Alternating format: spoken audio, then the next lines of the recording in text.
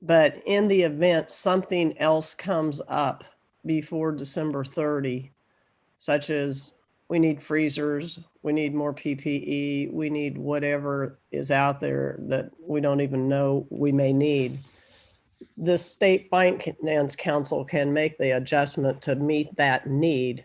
It's just that if there's money left over, that it would go into the unemployment fund. Would that be correct, Senator Denning?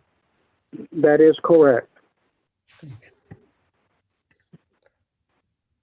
Thank you. Yeah, Secretary Lorenz, you have heard what will be the substitute motion. Maybe we can make it the original motion.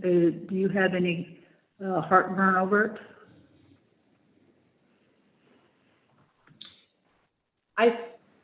So from my perspective, it's important to move today on the proposals.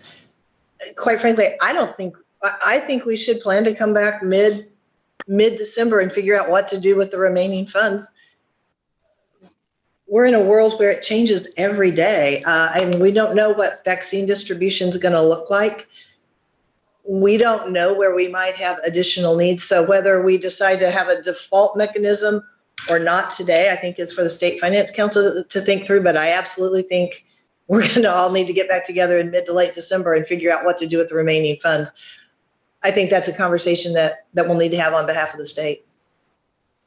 Yeah, Secretary, if I'm hearing the motion correctly, and Senator Denning, correct me if I'm wrong, but what I'm hearing is that we would approve the request for today and additionally earmark whatever money is, left over after the counties have refunded anything they haven't been able to spend, anything we haven't been able to spend, and anything that we have not reallocated for PPE or the freezers or whatever, like Senator McGinn was talking about.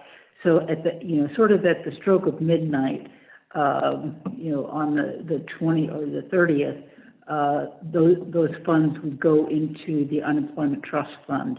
But this would not encumber those funds at this point.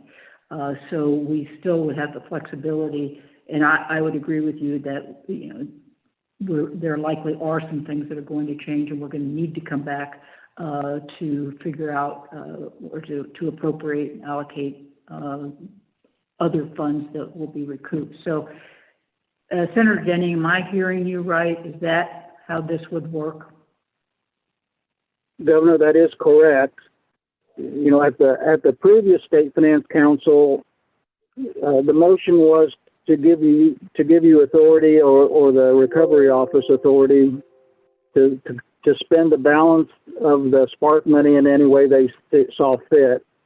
And obviously we did not approve that. And now on today's State Finance Council meeting, we've got exactly all the programs where you plan on spending it. It's very transparent, lots of oversight. So that's what we want going forward. But you're exactly right.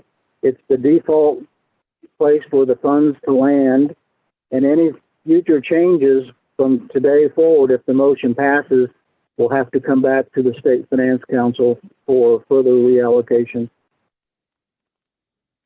Okay. Anybody else have any other questions or concerns? Governor, this is Speaker Reichman. Okay, Speaker, go ahead. Thank you, Governor. I am supportive of Benning to either a motion or a substitute whenever it comes. But I did have another question that just came up.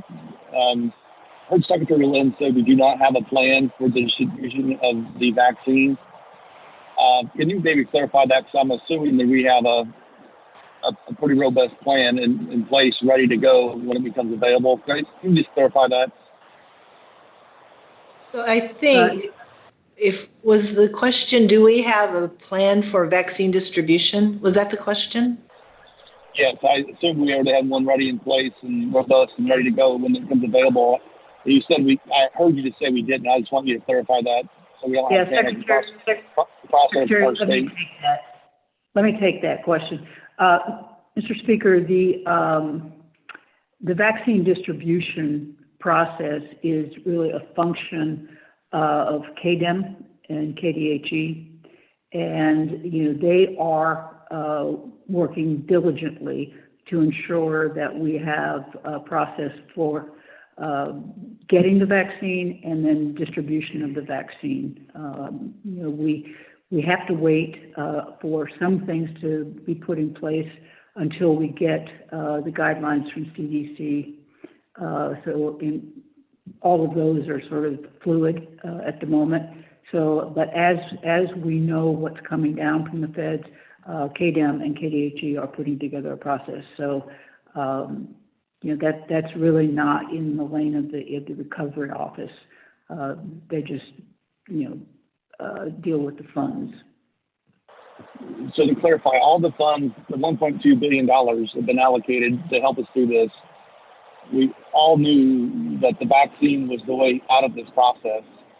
You don't anticipate using any CARES funding, or will not need any CARES funding to deliver the ultimate device, the vaccine that's going to get us through this.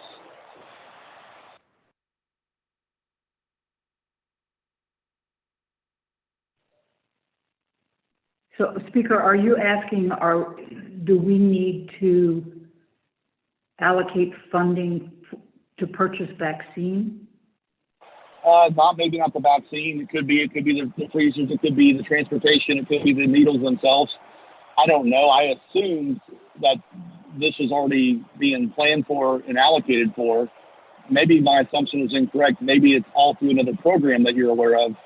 I just want to make sure that we're assured and the state's assured that we're ready to go when Kansas gets the vaccine.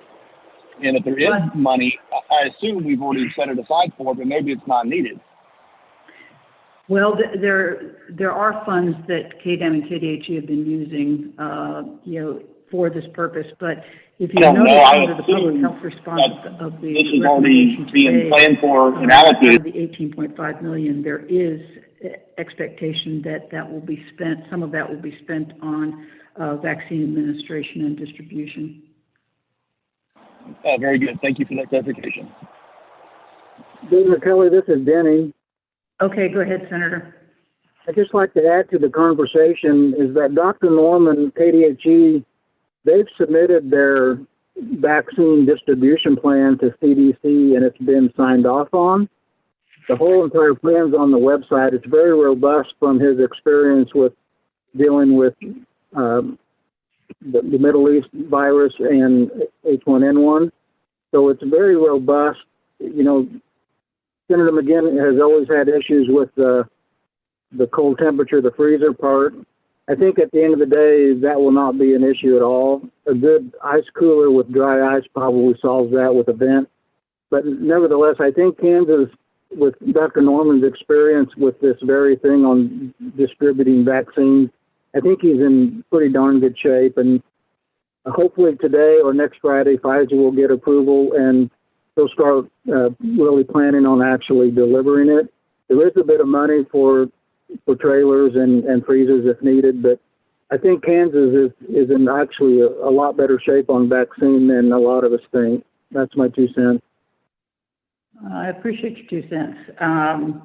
Okay, are there any other, actually, Senator Denny, what we probably need is to actually have a motion and a second, and then we can discuss more if there's need to. Otherwise, we can go ahead and vote. But I think rather than doing a substitute motion, why don't you just make your motion? Yeah, thank you, Governor. Senator Denny, I would move the motion to reallocate the spark money as we had discussed just previously.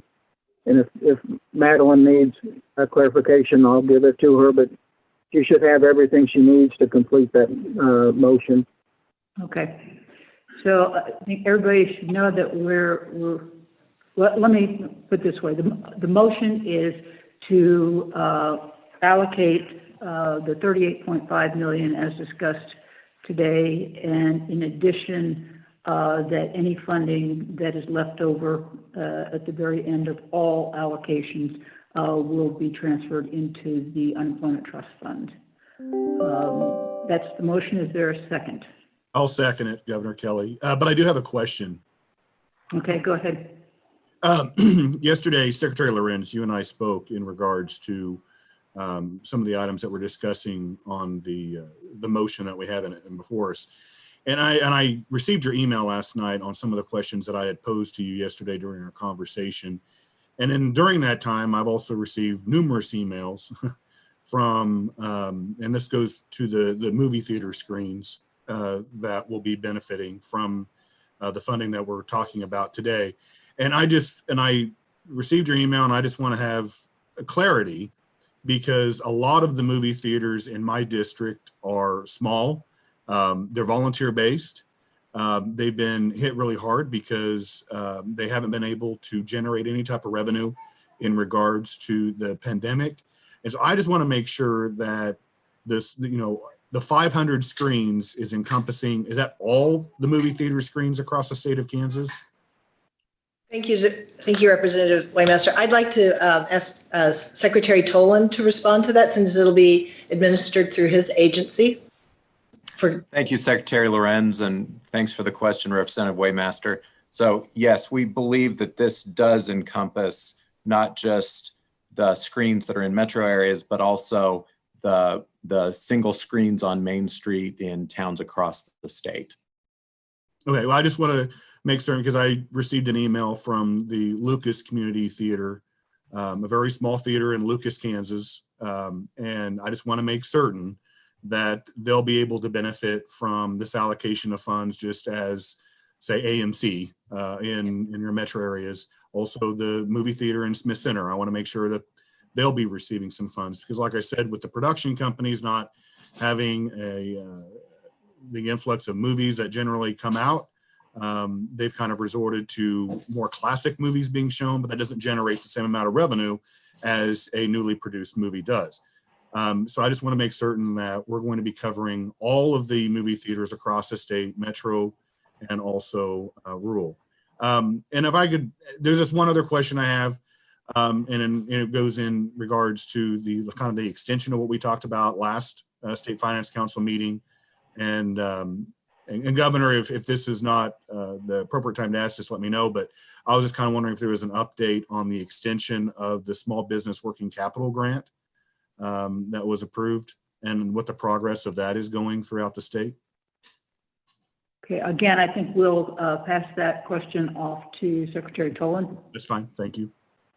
Thank you, Governor. Thank you, Representative Waymaster. Secretary Tolan from Commerce.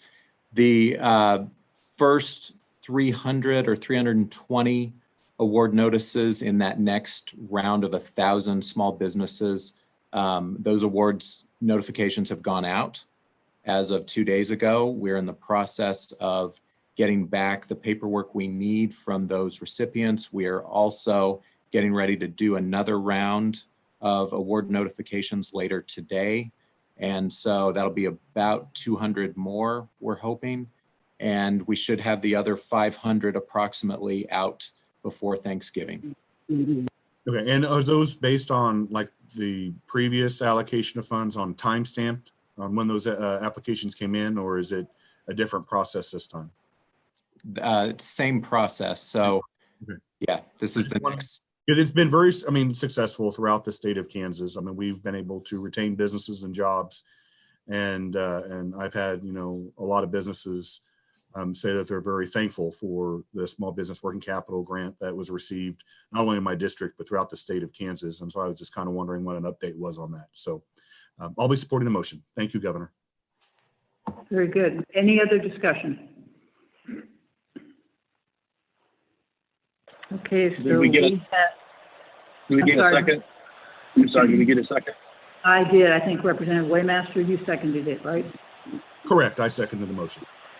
Okay, very good. So we do have a motion and a second. Is there any further discussion? Okay, Madeline, could you please call the roll? Senator Wagle. Aye. Senator Denning. Aye. Senator Hensley. Aye. Senator McGann. Aye. Representative Reichman. Aye. Representative Hawkins. Aye. Representative Sawyer. Aye. Representative Waymaster. Aye. Governor Kelly. Aye. The motion is unanimous and passes. Very good. Okay, the final item on the agenda is the review of an executive order, and Clay Britton, General Counsel, is here to provide an overview and answer any questions you might have. Thank you, Governor. This is Clay Britton. Council members, we're doing the same process we've done for previous executive orders that are brought to the council for review after the governor executes them. So here we're talking about Executive Order 2068, which establishes a statewide face covering protocol. The idea behind this is that it is intended to encourage local rules regarding face coverings. But if there are no local rules, it sets a statewide baseline that will apply if local governments don't act to implement their own rules. This baseline is similar to what we've seen before. It requires individuals to wear face coverings in public places, including outdoor places where you can't maintain social distancing. It requires businesses themselves to require masks of employees and visitors in certain situations. And then it has a list of several exemptions, such as for people with medical conditions, children under the age of 5, people engaged in activities during which it would be dangerous to wear a mask, and then for the activities of the judicial and legislative branches generally.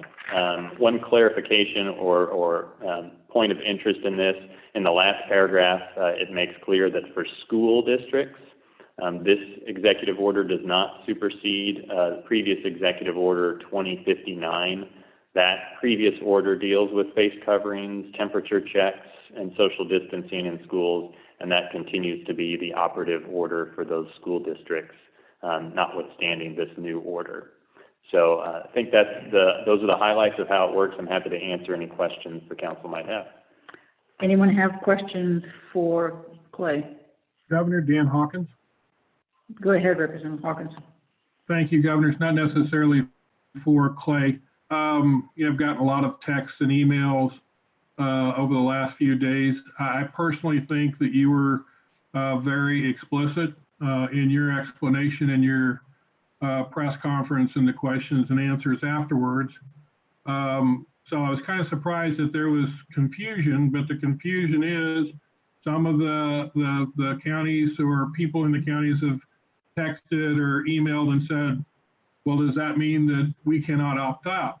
And I know you were very explicit in that, but in this situation where a lot of people are listening, I thought it would be good to let people know that 2016 still it does exist, which you recognized and you have said in your communications, and they have options. And those options haven't changed. So I just thought it was probably pertinent to put that out there at this time. And if you have a comment, Governor, you can certainly, we would certainly appreciate that. No, thank you, Representative Hawkins. Yeah, I thought clear about that during the press conference that indeed 2016 is still in effect. And so if, after 12:01 next Wednesday, the county commissions want to meet and opt out of the face mask protocol, they can do that. We tried to build in as much local option as we possibly can. We grandfathered in all of the counties who had previously established their own face mask protocols, and we gave that week for other counties to do the same thing, and they would be essentially grandfathered in. But if they choose to do nothing, then they're automatically opted into this executive order, these protocols, 12:01 next Wednesday. But that does not preclude their ability to reconvene as a commission and vote to opt out. Thank you, Governor. That's pretty clear. There shouldn't be any confusion. Okay, very good. Any other questions or discussion?